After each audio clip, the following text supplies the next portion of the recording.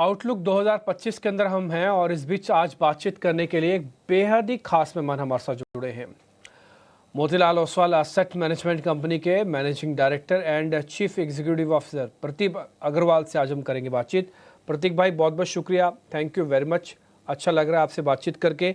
ये साल काफ़ी उथल पुथल वाला था, चुनाव भी हुए, थोड़ा FIs का रुख भी दबा, थोड़ा US के अंदर भी इलेक्शंस हुए, अर्निंग्स को भी हमने थोड़ा चेक किया। यानी कि जो सारे इवेंट्स थे ना, वो टिपिकली 2 4 5 दिन में ठीक होने वाले नहीं थे। ये सारे events sort of slightly macro event जैसे थे। आप 2025 को कैसे देख रहे हैं सर? जो चीज़ें मैंने बोली उन सब से बदलाव पॉजिटिव होगा या फिर थोड़ा और अभी और वेट करना पड़ेगा? नहीं, 2025 में कई सारी चीजें जो आपने बताई वो कंटिन्यू करेंगी। जैसे FPI का रुख मायूसी का था, वो वहां पे बिकवाली देखने को मिली। और 2025 में भी ऐसा लगता है कि ये कंटिन्यू रहेगा। ज्यादा जो FPI का पैसा आता है वो इंडिया डेडिकेटेड फंड्स का नहीं आता है, वो इमर्जिंग मार्केट फंड से आता है। अगर आप आज देखो तो इमर्जिंग मार्केट की स्टोरी थोड़ी सी डावाडोल दिख रही है। कई सारे इमर्जिंग मार्केट्स ने परफॉर्म नहीं किया है, और जो बेस्ट परफॉर्मिंग इमर्जिंग मार्केट है उसने भी US से कम परफॉर्म किया है। मतलब इंडिया ने US से कम परफॉर्म किया है। तो इसी के लिए भी इमर्जिंग मार्केट फंड्स में पैसा मांगना मुश्किल है आज के दिन। और साथ में जो वहां पे बॉन्ड यील्ड्स चल रही हैं 4.5 के ऊपर चल रही हैं, तो ऐसे माहौल में inflows in the funds should be difficult. तो हमें लगता है कि FPI का सेलिंग का रुख तो कंटिन्यू रहेगा। तो ये कंटिन्यूड है, बट साथ में नए साल में जो एक होप आती है कि US में बदलाव होंगे, नई गवर्नमेंट आएगी।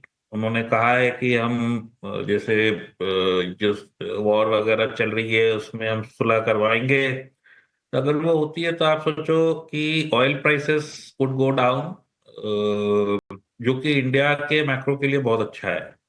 सो that can be something to look forward to. साथ में एक और पॉइंट है जो हमको ध्यान में रखना है, वो ये कि हमारी गवर्नमेंट एक फिस्कल कंसोलिडेशन के पाथ पे चल रही है।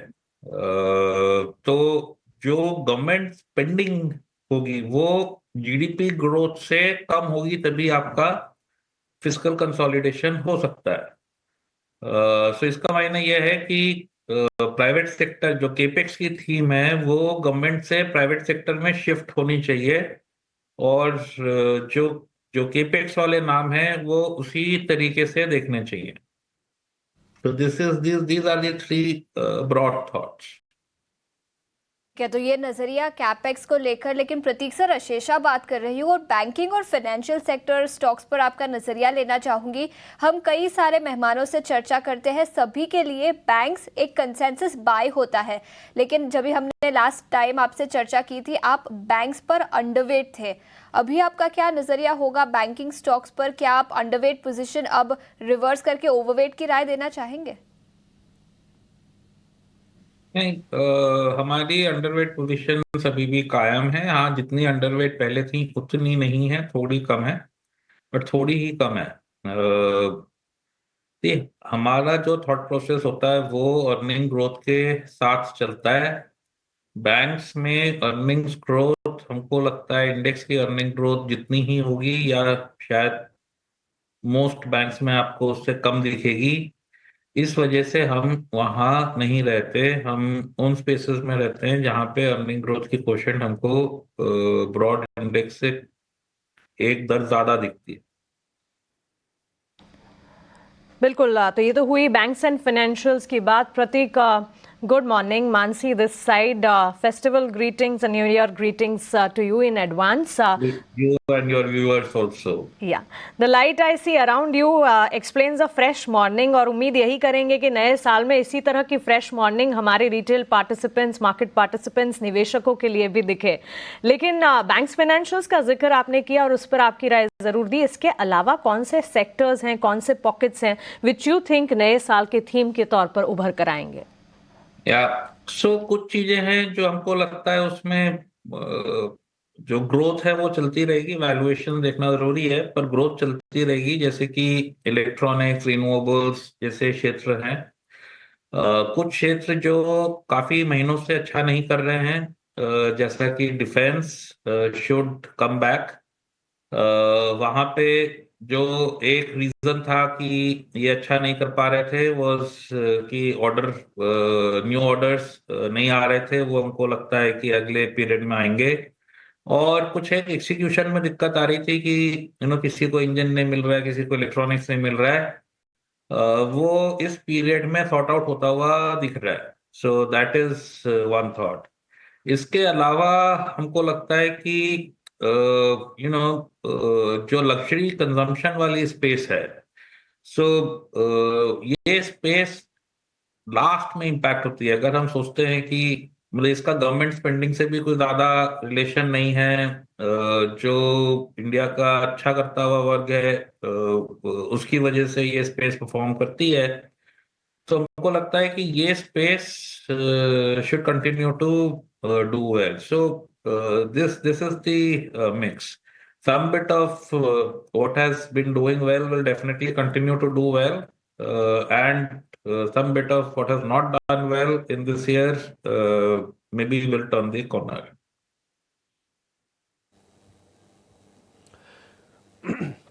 प्रतीक भाई, ये बात भी उतनी ही सच है कि थोड़ा जीएसटी की इस बार जो बैठक हुई वो एक दो पॉइंट ऐसे लेके आई जो थोड़ा समझ में कम आ रहे थे। भाई जीएसटी के अंदर आप पुरानी गाड़ियों के ऊपर टैक्स लगा रहे हो, फिर पॉपकॉर्न वाले मीम्स भी बने।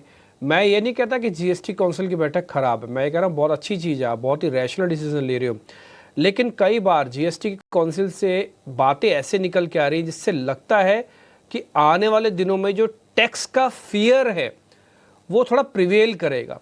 होगा क्या कि इससे इंडियन डायस्पोरा बाहर चला जाएगा, वो दुबई जाएगा, कहीं और बाहर जाएगा, ओवरऑल अर्निंग्स पे प्रेशर आएगा। ये शायद दिखेगा, हो सकता है लॉन्ग टर्म प्रोसेस हो 2-2.5 साल की। आप भी ऐसा ही फील करते हैं या फिर आपको लगता है नहीं गवर्नमेंट इज वेरी इंटेलिजेंट, वो बहुत जल्दी इसको मैनेज कर लेगी अगर ऐसा कुछ हो रहा है तो? नहीं, टैक्स के बेस में ब्रॉड बेसिंग की जरूरत है, ये सभी मानते हैं। ब्रॉड बेसिंग में जो बहुत बड़ा तबका हम छोड़ देते हैं उसको इंक्लूड करना बहुत जरूरी है। मैं नहीं कहता कि किसी गरीब पे टैक्स किया जाए, पर सारे फार्मर फॉर एग्जांपल गरीब नहीं होते। So that's one thought. So खैर वो तो टैक्सेशन की बातें हैं, वो अलग हो गई। आज के दिन जो ये कंट्री ग्रोथ अपॉर्चुनिटी दे रही है, ये कईयों को अट्रैक्ट करती है। दुनिया में जो बड़ी इकोनॉमीज हैं उसमें ये हमारा समय है। We are growing strongly. उम्मीद है कि अगले कुछ सालों तक यहाँ पे ग्रोथ कोशेंट बहुत स्ट्रांग रहेगा। सो मतलब जो टोटल कॉम्बिनेशन है उसको पॉजिटिव ओवरऑल हमको समझ में आता है। ठीक है, तो ये नज़रिया कुछ सेक्टर्स को लेकर, लेकिन इसके अलावा प्रतीक सर मैं आपसे आपका नज़रिया फाइनेंशियलाइजेशन एज अ थीम पर लेना चाहूँगी। कई सारे बेनिफिशियरीज हैं इसके, और कोविड के बाद इक्विटी कल्ट दिखा है जिसके चलते डीमैट अकाउंट एडिशंस में काफ़ी तेज़ी दिखी है। एसआईपी 23,000 के पार निकलते हुए ऑल टाइम हाई लेवल्स पर। तो इस थीम में कौन से सब सेक्टर्स पर आपका नज़रिया पॉजिटिव रहेगा? Depositories, exchanges, wealth management companies, इनमें से कोई? नहीं तो ये हो रहा है, जैसे जैसे कंट्री की पर कैपिटा इनकम बढ़ती है, वो country from a country of savers, country of investors बनने लगती है, जो कि हम इंडिया में देख रहे हैं। ये किसी भी कंट्री के लिए बहुत पॉजिटिव होता है। रिस्क कैपिटल आने लगती है। अगर हम देखें कि 2008 से पहले किस चीज की कमी थी जिस वजह से 2008 के बाद की हमको कमजोरी दिखी, वो बेसिकली यही था कि भारत देश में इक्विटी कैपिटल का अभाव था, डेट फंडेड प्रोजेक्ट्स थे और वो बाद में फंस गए। अब की बारी जैसे जैसे हम आगे जाते जाएंगे, अगर इंडिया में पर कैपिटा बढ़ती जाए विद ग्रोथ, तो रिस्क कैपिटल आएगी, जो कि एक बहुत अच्छी चीज है for creating long period assets. ये दौर चलता रहेगा और इसमें जितने भी प्लेयर्स हैं सभी को बेनिफिट होगा। अब ये देखने का नजरिया है कि ब्रोकर्स ज्यादा बेनिफिट करेंगे या म्यूचुअल फंड ज्यादा बेनिफिट करेंगे, या जो पीछे इंफ्रास्ट्रक्चर प्रोवाइडर हैं जैसे कि एक्सचेंजेस या जो कि डीमैट वगैरह करते हैं, वैसी कंपनियां ज्यादा बेनिफिट करेंगी। वो सोचने का है, बट पूरा इकोसिस्टम बेनिफिट करेगा। आई बैंकर हैं, सारे सारे बेनिफिट करेंगे। और ये वोलेटाइल स्पेस है, ये जरूर याद रखना चाहिए। This is not secular. Actually banks are also not secular, they are also cyclical, but capital market space में सिक्लिसिटी ज्यादा है, पर direction would be strongly positive for several years. Right. Pratik, let's now talk about a few emerging and new themes which are currently at play. देखिए, एक तरफ EV की बातचीत हम करते हैं, मैन्युफैक्चरिंग में भी काफ़ी बड़े इनोवेशंस की प्लानिंग है, and now we are also talking about clean and green energy, renewable energy in particular. So ये जो न्यू इमर्जिंग थीम्स हैं, इस पर क्या नज़रिया है और क्या इस पर भरोसा बनता है, और अगर हाँ तो फिर आने वाले 5 से 10 सालों के लिए किस तरह के स्पेसेस, कौन से spaces out of these new emerging themes आप पिक करेंगे? नहीं, तो ये सारी ही थीम्स पे हमारा रुख पॉजिटिव है। ये सारी ही थीम्स हमारे पोर्टफोलियो में आपको मौजूद मिलेंगी और हमारे सारे पोर्टफोलियोज में मौजूद मिलेंगी। ये एक ऐसा पीरियड है जब हमारा देश नई चीजों को, चेंजेस को एम्ब्रेस कर रहा है, और जिस वजह से नई स्पेसेस आ रही हैं और स्ट्रॉन्ग ग्रोथ डिलीवर कर रही हैं, और हमको लगता है करती रहेंगी। जो दूसरा मानना है हमारा वो ये कि मार्केट जो है वो देर सवेर अर्निंग ग्रोथ को फॉलो करता है, वैल्यूएशन को एडजस्ट करते हुए, और ले दे के जहां पे भी आपकी अर्निंग ग्रोथ की लीडरशिप लाई करती है मार्केट, वहां पहुंच ही जाता है। तो ये जो सारी स्पेसेस आपने बताई, हमारा रुख, हमारा नजरिया वहां पे काफी पॉजिटिव है। अगर आप हमारा हाउस देखोगे तो मतलब प्राय जो ओल्ड इकोनॉमी स्पेसेस है वो आपको नहीं मिलेंगी। जिन स्पेसेस से हम दूर जाना चाह रहे हैं, जैसे कोयला, जैसे आइस व्हीकल्स, वो आपको प्राय नहीं मिलेंगी।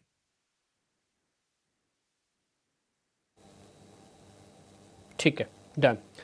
प्रतीक, बहुत अच्छा लगा आपसे आज बातचीत करके, थैंक यू वेरी मच। और उम्मीद करते हैं आपका अगला साल काफ़ी बेहतर जाए, हमारी तरफ से शुभकामनाएं हैं। आप और हेल्दी एंड वेल्दी रहें और इसी तरह से आप हमको गाइड भी करते रहें, ये भी हम एक्सपेक्ट करते हैं। प्रतीक जी, बहुत बहुत शुक्रिया, thank you very much sir, thank you very much, thank you very much. मेरे को, मानसी को और आशीषा को फिलहाल के लिए इजाज़त दे सकते हैं।